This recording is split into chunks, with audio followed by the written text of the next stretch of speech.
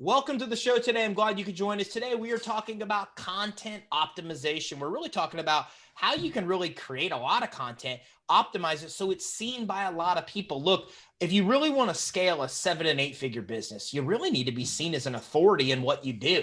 And it really comes down to your ability to cultivate and create content, but it also, most important, comes down to your ability to deliver that content to as many eyeballs as you can get on it. And that's exactly what we're diving into today. So with us today is Nate Turner. Now, Nate is a marketing expert with over 12 years in the trenches. His sole purpose is to help companies acquire more customers. Now, Nate is the co-founder of 10Speed, a tech-enabled content optimization company focused on helping companies get more results from the content that they already have on their current website. Now, Nate was the first marketer at Sprout Social, where he spent years building and scaling the inbound engine, helping grow the company from 0 to 100 million plus in revenue and IPO. And he is and has been the growth marketing consultant to several SaaS companies like Help Scout, Zylo, and Hologram as well. And Nate is passionate about working with marketing and sales leader and early stage founders and solves the hard problems and helps them scale revenue growth. Nate, thanks for joining us today. Yeah, thanks, Ty. Glad to be here. Well, I love what you do. I mean, I commonly say over again and again and again that if you really want to build a 7 and 8 figure business, it comes down to your ability to cultivate and distribute content. And so I love that that's what you do. But a lot of people don't understand that. So let's start there. When we talk about content, what kind of things are we referring to? Yeah, I mean, I think a lot of times people can kind of put content into a box and really think about really just like written blog content, when content can be webinars, video, podcasts, the written content, case studies, sales enablement content in some cases, email. There's a lot of different forms that it can take, and a lot of different ways that it can be distributed. Social media content as well. Like it's a very broad term and a very large umbrella that encompasses a lot of different tactics and types of content. So when we talk about content optimization, what kind of things are involved there to optimize that content? Yeah, the approach that we take with 10Speed is highly focused on SEO and organic traffic, and the written content component of that. So we're really focused on how do we look at a company that already has a lot of existing written content that has declined in performance over time, or more content within their own web property that's competing with itself, some various forms there, as well as looking at search intent and some of the things within the actual top rankings, and helping people figure out how to optimize that content to better compete and get on page one, or get it back to where it was performing before. So that's the main thing. There's other things like understanding how your open graph stuff is coded so that it is getting shared and looks better on social when it's shared and posted there, to get more click-throughs, more traffic that way. Helping give recommendations on pulling together different types of content, different formats. A lot of companies will have a great video somewhere off in one corner of their website that really has a lot of value to add to a blog post they already have. So helping them see that, combine those things into one, and really pull it together to create a rich and valuable experience for anyone searching and finding that. And then lastly, just kind of looking through and seeing where we can help on the sort of the code and structured content side to help, whether that's rich snippets or any other type of structured data. We're helping on that front as well. So a lot of different aspects that we're looking at to really optimize existing content, because so many companies have tens, hundreds, even thousands of blog posts. And when you have that many, you're not really understanding on a post level, month by month, what's actually declining and not performing as well. So helping people discover that, figure out how to optimize it and get growth and traffic back, and really get a compounding results that they would like to see. Makes sense. Well, why do you think this is important? I mean, like, why did you get into this space? What happens when people don't do this, and what happens when people do this? Yeah. I mean, the first exposure to this was really, 6 or 7 years ago. We started doing this as a tactic at Sprout Social.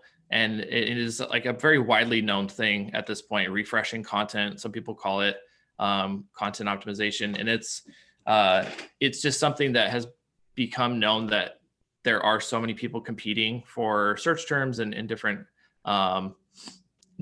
terms that they know that you have to continue to refresh content. You have to optimize to stay competitive, to stay relevant, and knowing that your competitors are doing the same thing. Sometimes it's the algorithms that are actually changing and sort of redefining that, or search intent itself is changing. And so what Google is prioritizing there, you kind of have to shift to really understand what to be presenting to rank. So there's a lot of things there, but that it was really several years ago starting to see that as an opportunity.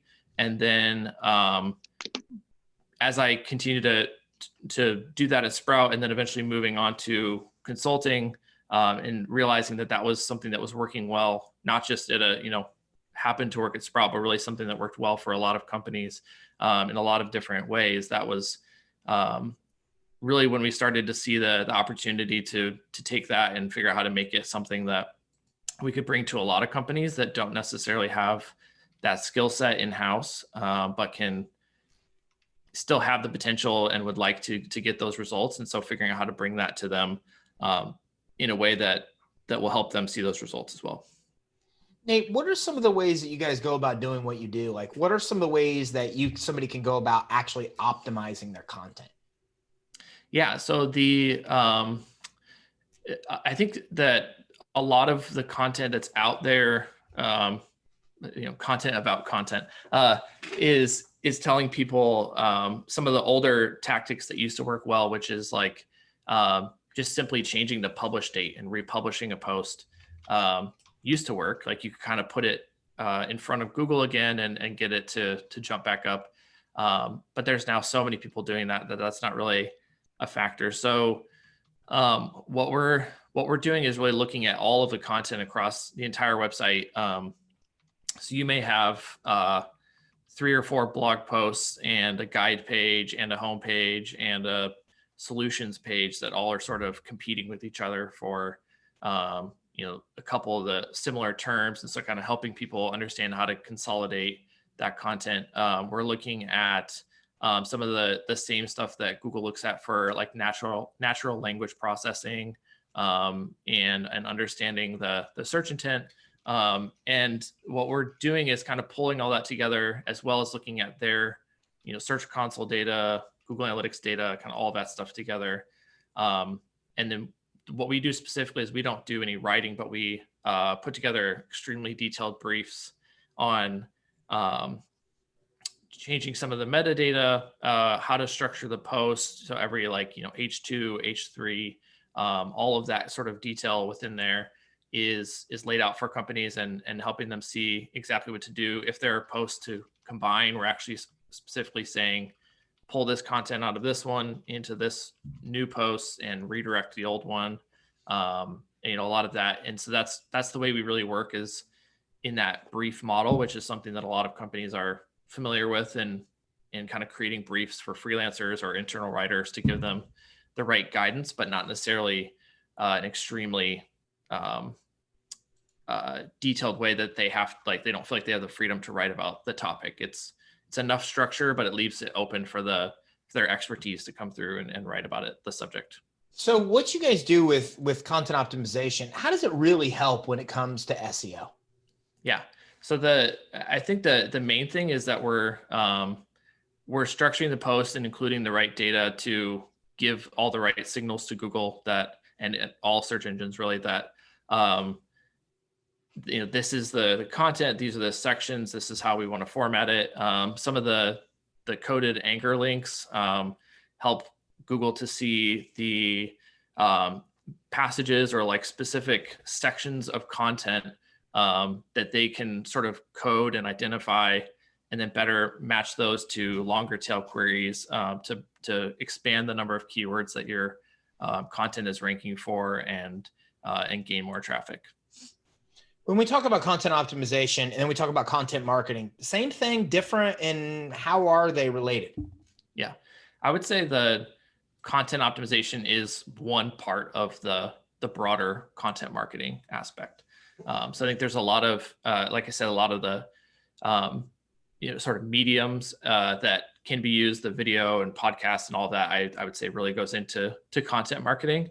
And then within content marketing, even if you're just talking about a blog, there's sort of content strategy, content planning, content distribution, content measurement. Like content optimization is, I would say, one of those pillars within there. So our approach has become like pretty specialized, pretty focused versus being one of many services in a large agency or something like that. So we really have a lot of experience there, and it's a fun thing because for companies that already exist, already have the content, it's much different. It's a much shorter play. Usually it's not like, let's produce this. And I think a lot of things I hear from people are, well, anything we do with SEO will take 9 to 12 months. And when you already have a better domain authority, you have the backlinks, you have the existing content, and optimizing that to focus on the right things and be structured in the right way.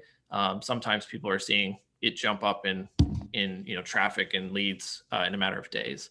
So it's a really fun and rewarding thing too, to just see the customer's reaction to something that was doing whatever, 10, 20, 30 visits a day, jump up to 100, 200 visits a day, something like that, can be pretty cool. So that's that's how I would say is like, it's really just one part of the overall sort of content marketing function.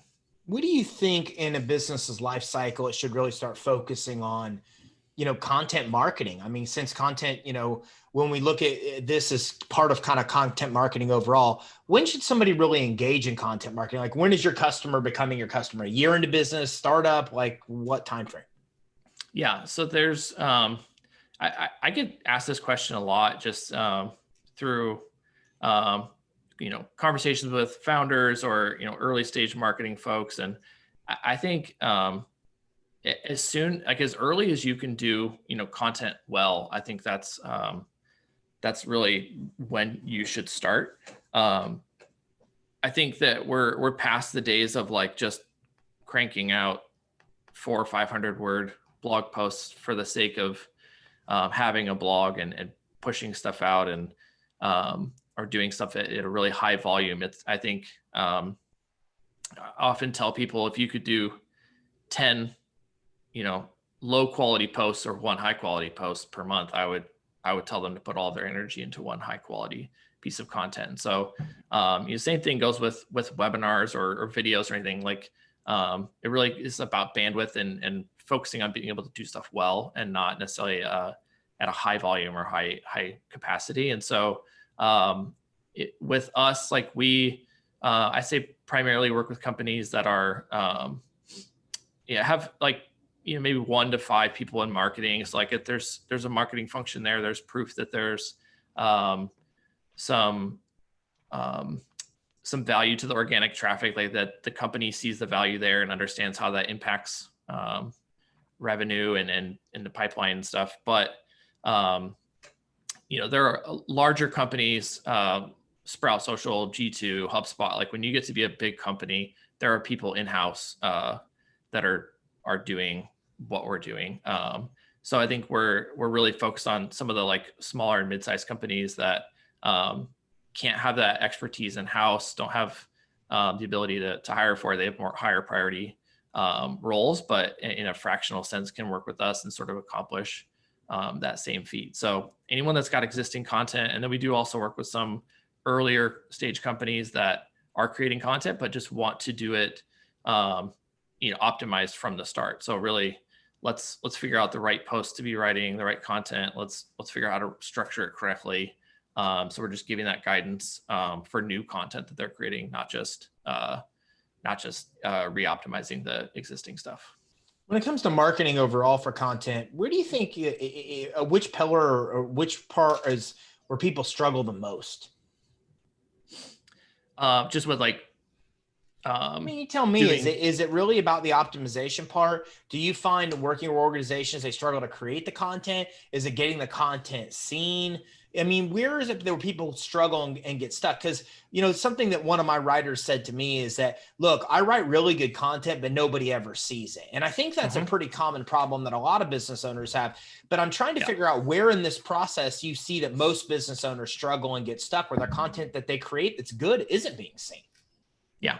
I mean, I would say that's probably one of the top ones. SEMrush does a great survey every year, and that's two of the top struggles listed by a lot of professional content marketers and content creators is not being able to get enough traffic and leads from the content that they're creating. And so I do think that's common. It's a number of factors, like an early stage company with a low domain authority, not a lot of links. Like it's not just going to be, let's throw some content on the blog that one of our employees felt like writing, and all of a sudden we're going to have like sustainable traffic. So I think there's some challenges there. Like if you're earlier stage, you really have to be very focused, know what you're going after, structure things correctly. And I think distribution, is a huge part of it too. And just a thing that, a lot of people will publish content or put up a video or,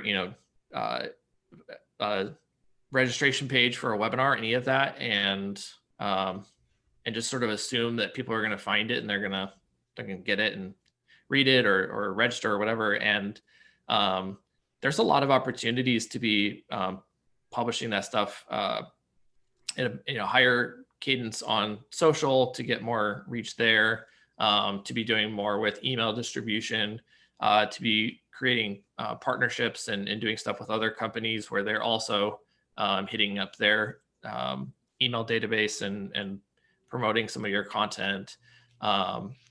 Different things there that I think can really help. But it's definitely one of the biggest challenges for a lot of companies is that getting seen and getting more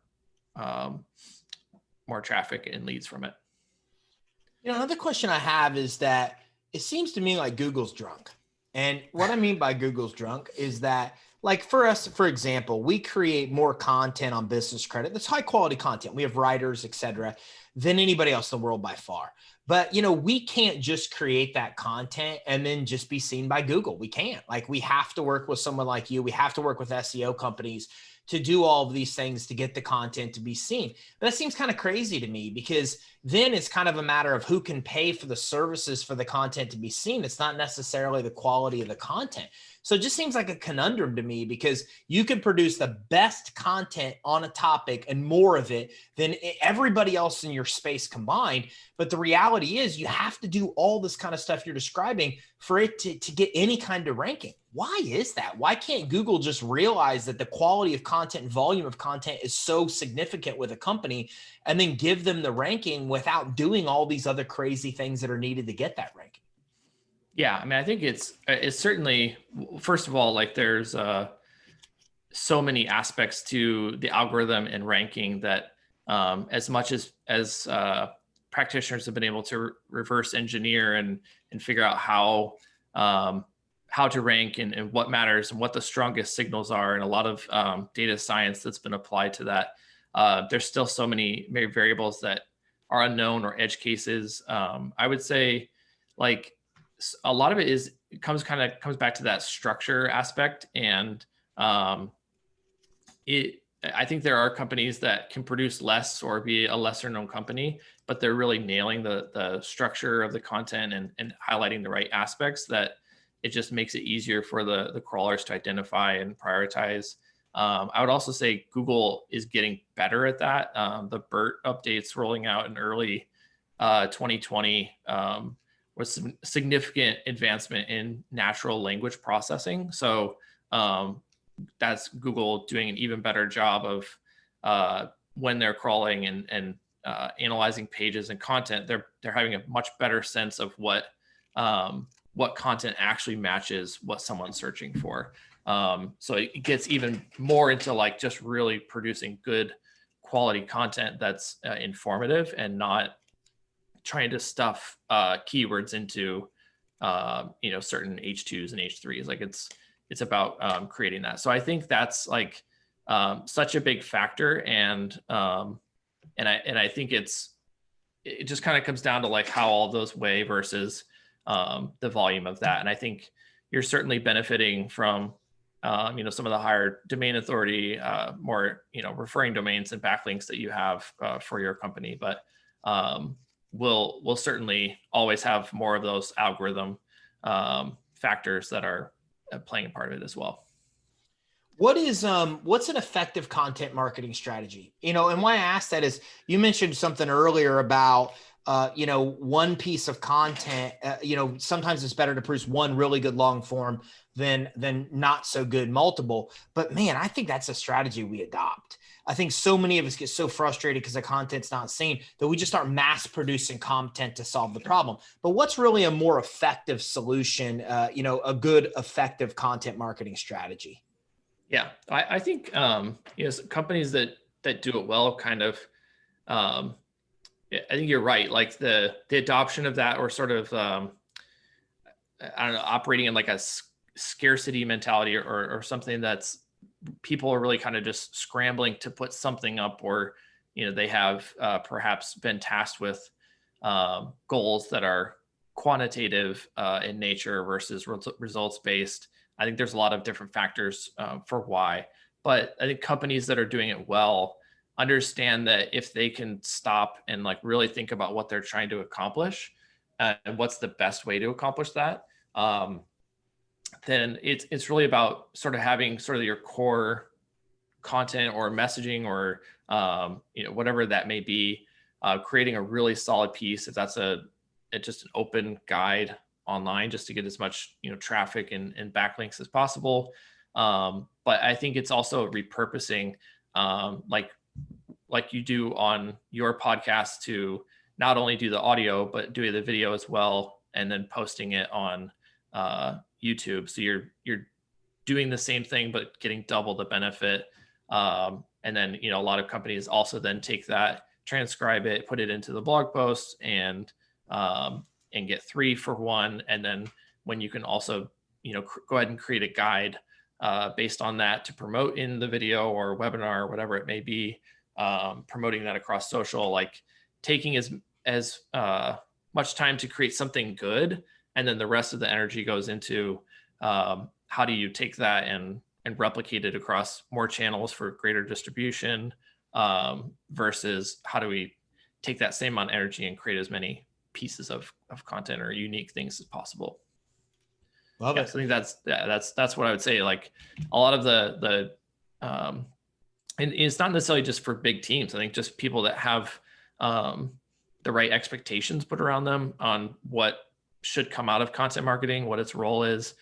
People that are given space to do that can really create that and be more efficient with one or two good pieces of content than they could with 10 or 15. Where do you think people mess this up? What are the biggest mistakes that you see people make with it comes to content marketing, content optimization? Yeah, I mean, I would say like, with content marketing, and I guess all of that really, like their inconsistency or like really no strategy at all is something that I think is still fairly common, where the latest blog post is something that the head of sales felt like writing about, and then there's a long drought and there's nearly nothing being created, and then someone had an idea for this guide, and so now we're making that, and just not a good cadence, not really any specific strategy. And then another would just be like giving up too soon. Like I think there's things that pay off from doing this sort of repeatedly. Obviously, you've been doing the podcast for a while. I'm sure you've seen the number of views on each one on YouTube, or listens and downloads and things like that, are probably just steadily growing, or at least much higher now than they were in your first year of doing it. So I think There's some things that do pay off when you just continue to do it and not give up too soon. And I would say the one that's probably the biggest is it's just a natural tendency for folks thinking about investing in content marketing, content optimization, is they really want to just like the tendency is to measure it, the dollars going in to like dollars coming out and like the bottom of funnel impact. And I think when you step back and realize what content can do, when I said before, in terms of like the number of channels, the amount of distribution, like content can have a huge impact on reach, brand awareness, a lot of these other things that may not be directly contributing to sales or revenue. And that's probably one of the other things that I've seen a lot, is just that companies just have a hard time thinking about investing in something that they don't squarely see 100% of the ROI there. Nate, where can everybody go to learn more? Great. To learn more about 10Speed, you can visit 10speed.io. That has some information on what we do, how we approach everything, and also how to get in touch with us. And my personal website is npturner.com. Okay, cool. Nate, thanks for coming on with us today. Yeah, thanks a lot. Appreciate it. So everybody, make sure you check out 10speed.io. That's 10 spelled out TN, 10speed.io. Content optimization is extremely important because, like I said, I think that 7-8 figure success really comes down to a good content strategy, which means you have to write really good content, as Nate's talked about multiple times. But it's got to be seen by people. And you can't get it seen, as we discussed today, unless it's optimized. So if you want to actually learn how to optimize your content to produce less, but get a lot more people to see it, as Nate described during today's show, be able to go see the numbers of people seeing your website and seeing those posts increase steadily, then you really should visit 10speed.io, talk to these guys and see how they can help you basically not only just develop a content strategy, but actually get your content seen by more people, optimize that content, and have a good chance of getting seen by the world. Because if you're producing good content, it deserves to be seen. So make sure you visit 10speed.io to adopt an awesome content optimization strategy for your company.